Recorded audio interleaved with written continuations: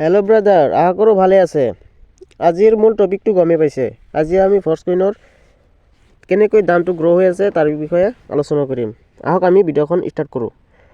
বন্ধুসকল, আপোনালোকে চাব পাৰিছে টেবুলত আমাৰ ফৰ্চকইনখিনি লঞ্চ হোৱাৰ সময়ত একোটাখন ফৰ্চকইনৰ ভেলু আছিল $0.25।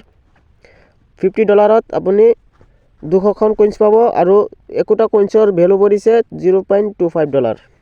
অলৰেডি আমাৰ এইটো বিগ ব্লক খতম হৈ গ'ল।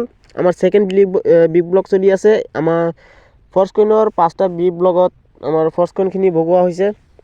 তাৰে ভিতৰত ফাৰ্ষ্ট বিগ ব্লক খতম হৈ গ'ল, ছেকেণ্ড বিগ ব্লক অলৰেডি খতম হ'বৰ অৱস্থাতে আছে।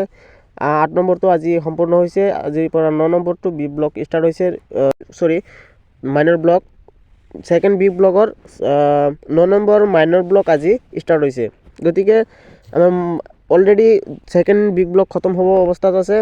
ছেকেণ্ড বিগ ব্লক সমাপ্ত হোৱাৰ লগে লগে আমাৰ ফৰ্চকইনৰ দাম বাঢ়ি যাব $1। আৰু এনেকৈ আমাৰ ফৰ্চকইনখিনি অ'পেন মাৰ্কেটত আহি যাব। আৰু অ'পেন মাৰ্কেটত আহি যোৱাৰ লগে লগে জানেই বন্ধুসকল কিমান গ্ৰ' হ'ব। গতিকে বন্ধুসকল, আজিৰ ভিডিঅ' এইখিনিয়ে। দেখা হ'ব নেক্সট ভিডিঅ'ত। Thank U. জয় মাতা ফৰ্চ।